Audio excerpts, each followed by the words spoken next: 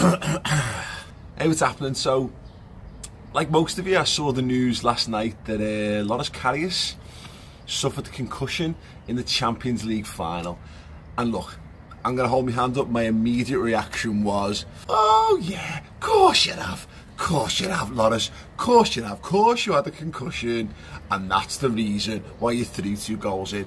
And then I stopped being a bellend. I looked into it and yeah, my more considered reaction, fuck. The way in which the two, particularly the second goal, particularly the way in which the second goal was conceded, that matches up. Now, there'll be a few people who will stick with the original reaction, I guess, because people are bellends and people like to have scapegoats and people like to build people up, and people having made statements about people don't like to retract them because they feel that it somehow makes them weaker or whatever. Listen, I've been in a few places in the aftermath to the Champions League final saying, yeah, Loris Karius completely cost us the game, and he did. You can't get away from the fact that having a concussion doesn't change the fact that what happened. What it does is it adds context to the situation surrounding the goals that he conceded.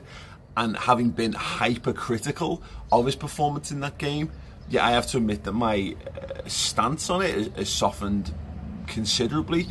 The guy had a concussion. Now, I think we hear concussion banded around. It's one of those things that everyone has heard about concussions, but no one really knows just how bad they are. My experience, and I don't have a personal experience from them, but my knowledge of them comes from reading around them and reading around the wrestling world. I'm a big wrestling fan. And there's 2 wrestlers that stand to mind.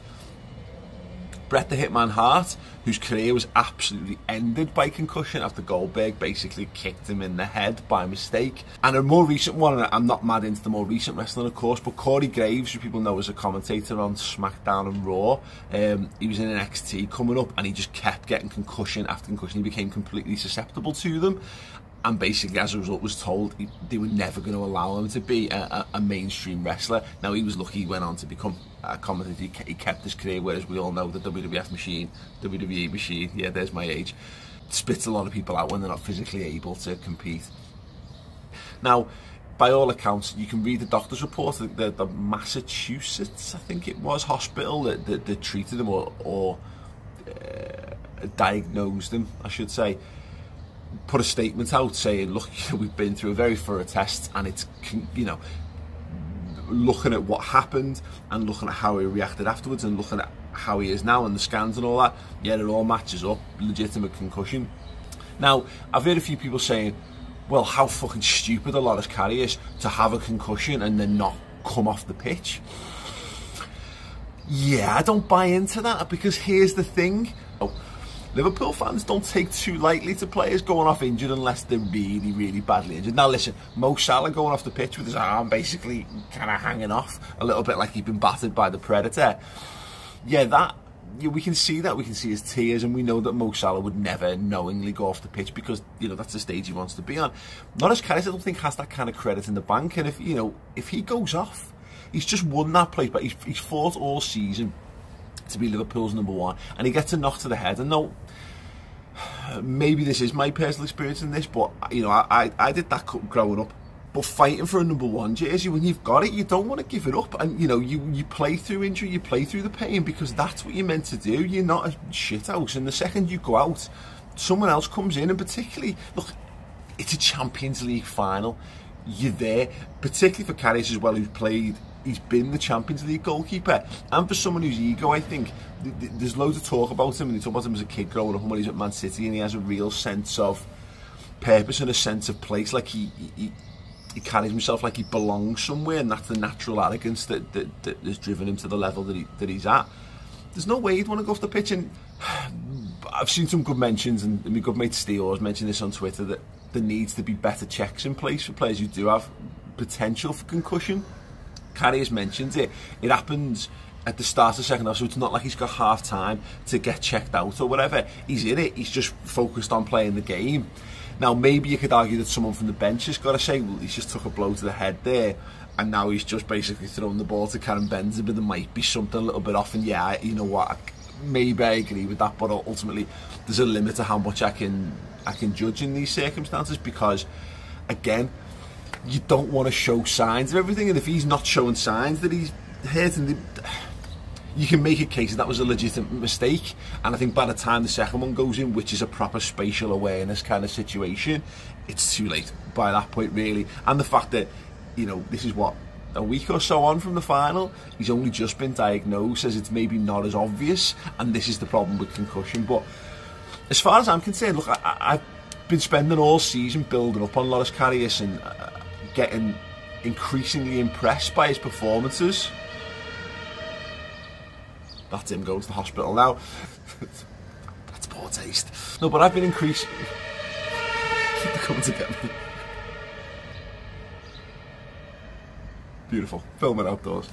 I've been increasingly impressed by his performances to the point where a month or so from the end of the season, I'm perfectly happy for him to be Liverpool's long-term first choice. We've seen the links to Allisson, we've seen the links to Oblak, we've seen the links to Jack Butland. You know, it's obvious Mignolet's going to go on. I'm pretty certain that's going to happen, and we don't know what's going to happen with Danny Wood. I suspect if he was good enough, we'd have seen more of him this season in particular. But I was all over Allisson in January, all over Oblak in January. Karius' performances and the way that he's shown how he fits into the team, the way he distributes the ball, the way he's an 18-yard box goalkeeper. He plays on the edge of his 18-yard box. He's comfortable to do that. The synergy we have between him and Virgil van Dijk in terms of when to push, when to pull, and when to leave the fuck alone has been really nice. And he started to pull first-class top-draw saves out of his back pocket as well, which I think is obviously absolutely essential, and it's absolutely essential in winning people over who don't necessarily have an in-depth knowledge, passion or understanding for goalkeeping. Now, of course, the performance at the time for me in the Champions League final totally and utterly, almost completely undid that. Rip it up, tear up his contract, chuck him in the bin and go and buy another goalkeeper, go and spend big on Allisson. This changes my thinking a little bit, if I'm perfectly honest, because, look, having been a goalkeeper and understanding the pressures that go with it, you know, I played in those games where you pull out a string of saves and you win a game and everyone thinks you're the best thing that's ever happened. I remember it happening to me in a game of football, making a save and a mate turning around to me saying, I'm never going to give you stick a game because that save's the best thing I've ever seen. You know, I'm sorry, like in the heat of a game, literally saying to me, by the time we got, yeah, I dropped one in afterwards, get to the pub and everyone's taking the piss again. Being a goalkeeper is a very unique situation. It's a very hard situation to judge, and it's a very hard position in which to win people over, because inevitably, particularly the way the game's played, particularly since the back pass rule changed, it's very easy to make an absolute massive knob of yourself when you're a goalkeeper as the last line of defence. And look, if Mo Salah had missed if he'd missed a penalty, and like by trying a Panenka, and if he'd missed an open goal in the Champions League final and we lost that, I wouldn't be looking to write Mo Salah off. Now, of course, he had 40 plus goals in his locker, which helped in that regard, and again, Karius doesn't quite have enough of that. He hasn't built up enough credit to be bulletproof. Maybe because of the concussion situation, maybe it's not so much that he's bulletproof, but maybe these are some shots that he might just survive, he might just pull through off the back of it. And I don't know, I would still feel comforted by us going big on Allisson, because look, it just makes general sense. It appeals to my inner football manager. Big name players, big money, solve problems. We've seen it with Virgil van Dijk. We spent good money already on Fabinho. We saw it last season. When we spend decent money under Jurgen Klopp, we get pretty good results. So it stands to reason that getting Allisson would solve a whole host of problems.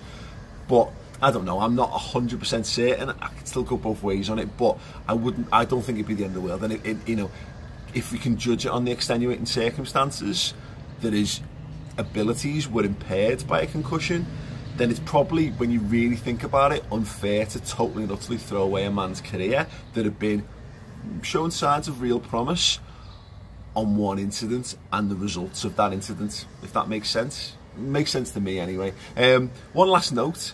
The Mirror reporting that Liverpool fans want a rematch because of this. No, they don't. And something on Twitter, and maybe I'll do a separate video on this, people judging an entire Liverpool fan base based on probably one or two tweets from morons, or people just reacting, yeah, it's a rematch.